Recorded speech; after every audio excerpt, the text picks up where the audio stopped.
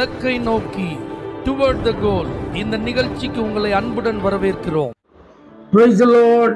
உயிர்த்தெழுந்த இயேசு கிறிஸ்துவின் வல்லமையுள்ள நாமத்தில் உங்கள் எல்லாருக்கும் அன்பின் வாழ்த்துக்கள். எல்லாம் இன்னைக்கு ஈஸ்டர் சண்டே சர்வீஸ் செலிப்ரேட் பண்ணுறதுக்கு ஆயத்தமாயிட்டு இருப்பீங்க. கர்த்தர் நிச்சயமாக அந்த ஆராதனைகளிலே தம்முடைய உயிர்த்தெழுந்த வல்லமையை வெளிப்படுத்துவாராக. மத்தேயு எழுதின சுவிசேஷம் 28ஆம் அதிகாரம் 6ஆம் வசனம். அவர் இங்கே இல்லை, தாம் சொன்னபடியே உயிர்த்தெழுந்தார். இயேசு இன்றைக்கும் உயிரோடு இருக்கிறார். இது ஒரு உண்மையான செய்தி. உண்மையான செய்தி பாருங்க. அன்னைக்கு இயேசுவை விரோதித்தவங்க, பகைத்தவங்க, எதிர்த்தவங்க, அந்த வேத பாரகர்கள் பரிச்சையில் என்ன தெரியுமா செஞ்சாங்க? அவர் உயிரோடு வந்துடக்கூடாதுன்னு கல்லறையெல்லாம் முத்திர போட்டாங்க, கல்லறைக்கெல்லாம் காவல் வச்சாங்க. ஆனால் எல்லாவற்றையும் தாண்டி இயேசு உயிரோடு வந்துட்டாங்க.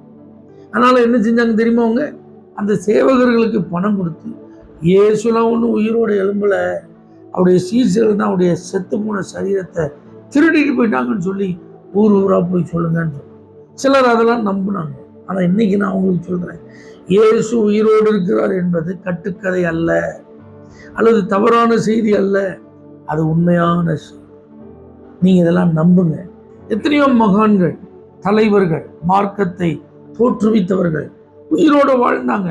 வாழ்ந்த நாட்டில் அரிய பெரிய காரியங்களெல்லாம் செஞ்சாங்க, நல்ல போதனைகளெல்லாம் போதிச்சாங்க. ஆனால் அவர்கள் மரித்த போது அதோடு அவர்களுடைய கதை, அவர்களுடைய வரலாறு, சகாப்தம் முடிஞ்சிட்டு. ஆனால் இயேசு அப்படி அல்ல. அவர் தாம் சொன்னபடி உயிர் போகிறதுக்கு முன்னாடி, தன்னை ஒப்பு கொடுப்பதற்கு முன்பாக அவர் சொன்னார், மரிப்பேன் உண்மைதான், ஆனாலும் நான் 3ஆவது நாள் உயிரோடு எழும்புவேன். அவர் தாம் சொன்னபடியே ஒரு உயிரோடு எழும்பு. அதனால தான் நான் சொல்கிறேன், இது ஒரு உண்மையான செய்தி. 2வது, இயேசு உயிர்த்தெழுந்தார் என்பது உறுதியாக்கப்பட்ட செய்தி. சீசர்களுக்கு முன்பாக சகோதரிகள் வராங்க, அவங்களுக்கு தூதர்கள் சொல்றாங்க, அவர் இங்கே இல்லை, அவர் தாம் சொன்னபடியே உயிரோடு எழுந்தார். ஆச்சரியம். அவர் உயிர்த்தெழுந்தார் என்பது அவங்க சகோதரர்கள்ட்ட போய் சொல்லுங்கன்றார். இப்ப மரியாளுக்கு இயேசு தன்னை காண்பிக்கிறார். அவங்களுக்கு ஆச்சரியம். அவருக்கு முதல்ல அவரை பார்க்கும்போது தோட்டக்காரன் நினைச்சாங்க. ஆனா மரியாளையும் கூப்பிட்டோன்னு கண்டுபிடிச்சிட்டாங்க. ஆண்டவர் சொல்றார், நான் தான், இப்போ என் சகோதரர்கள்ட்ட சொல்லு, கலிலேயாவில் நான் அவங்களை சந்திக்கிறேன்னு சொல்லு. பேதுருவுக்கு தனிப்பட்ட விதத்தில் தரிசனமாகிறார். கூட்டப்பட்ட வீட்டிற்குள்ள வந்து தன்னை காண்பிக்கிறார். இந்த சீசர்களை இயேசு முதல்ல சந்திக்கும் போது தோமா அதில் இல்லை. சீசர்கள்லாம் சொல்றாங்க, எப்பா இயேசு உயிரோடு வந்துட்டார்ப்பா, பார்த்தோம். அவன் சொல்றான், நானும் அதை நம்ப மாட்டேன், நான் பார்க்கணும், அவர் கையில் இருந்து காயத்தில் கையை போடணும், விழாவில் என் கையை, அப்போதான் நம்புறேன். அவனுக்காக மறுபடியும் ஒரு வாரம் கழிச்சு இயேசு வர்றார். தோமாங்க வா, நீ நம்ப மாட்டேன்னு சொன்னல, நீ நம்பணுங்கிறதுக்கு தான் நான் வந்திருக்கேன், நான் உன் கையை போடு. அவன், ஆண்டவரே இந்தவனே, எப்பா நீ பார்த்ததுனால நீங்கள் விசுவாசிக்கிறேன், ஆனால் என்னை பார்க்காம விசுவாசிக்கிறவங்க பாக்கியவான்களை. இயேசு தாம் உயிரோடு இருக்கிறவராக 40 நாள் இந்த சீசர்களுக்கு காண்பித்தார். இன்னைக்கு அந்த கல்லறை திறந்த நிலையில இருக்கு. ஏன்?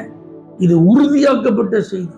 அவர் உயிரோடு இருக்கிறார் என்பது உறுதியாக்கப்பட்ட செய்தி. 3வது, இது உரைக்கப்பட வேண்டிய செய்தி. இயேசு உயிரோடு இருக்கிறான்னு போய் சொல்லுங்க, சகோதரர்கள்ட்ட போய் சொல்லுங்க, சீசர்கள்ட்ட போய் சொல்லுங்க.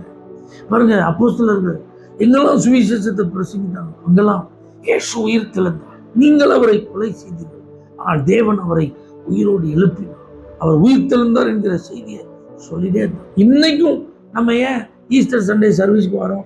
அவர் உயிரோடு இருக்கிற செய்தியை நம்ம எல்லாருக்கும் சொல்லணும். அதுக்கு தான் உங்களை உற்சாகப்படுத்துறோம். நீங்க உங்களை சந்திக்கிற ஆட்களெல்லாம் சொல்லுங்க, இன்னைக்கு என்ன விசேஷம் தெரியுமா? இதே போல ஒரு நாள் இயேசு உயிரோடு எழுந்தார். அவர் இன்றைக்கும் உயிரோடு இருக்கிறார். அவர் சீக்கிரத்துல ராஜாவா வரப்போகிறார், நியாயாதிபதியா வரப்போகிறார், இந்த உலகத்தை ஆளுகை செய்கிறவரை வரப்போகிறார், சபையை எடுத்துக்கொள்ள வரப்போகிறார். இந்த உண்மையெல்லாம் நீங்க சொல்லணும். இது உரைக்கப்பட வேண்டிய செய்தி.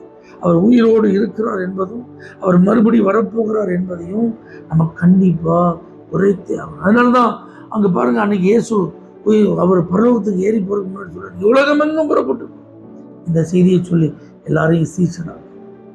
அப்படியே வானத்தை அண்ணாந்து பார்த்துருக்காங்க. இயேசு அவங்க கண்ணுக்கு முன்னாடி எடுத்துக்கொள்ளப்பட்டார். தூதர் வந்து, என்ன இங்க வானத்தை அண்ணாந்து பார்த்துருக்கீங்க, அவர் உங்களுக்கு என்ன சொன்னார், நீங்க அதை போய் செய்யுங்க, அவர் உங்களுக்கு கட்டளையிட்டதெல்லாம் நீங்க என்ன செய்யுங்க, போய் செய்யுங்க. அப்போ இன்னைக்கு இயேசு உயிர்த்தெழுந்தார் என்று நாம மட்டும் பண்டிகை கொண்டாடிட்டு நல்ல ஸ்பெஷலாக ஏதாவது சாப்பாடு சாப்பிட்டு போயிடக்கூடாதுங்க. இது உரைக்கப்பட வேண்டிய ஊரெல்லாம் சொல்லுங்க, வாய்ப்பு கிடைக்கிற இடங்களெல்லாம் சொல்லுங்க, யாரெல்லாம் சந்திக்கிறீங்களோ சொல்லுங்க. ஆகவே இயேசு உயிர்த்தெழுந்தார் என்பது உண்மை செய்தி, உறுதியாக்கப்பட்ட செய்தி, உரைக்கப்பட வேண்டிய செய்தி. இதை நாம் செய்வோம்.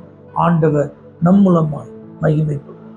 பரலோக தேவனே, ஈஸ்டர் ஞாயிறு அன்று இந்த வேலையை நாங்கள் செய்ய எங்களை அர்ப்பணிக்கிறோம். இயேசுவின் நாமத்தில் பிதாவே, ஆமென்.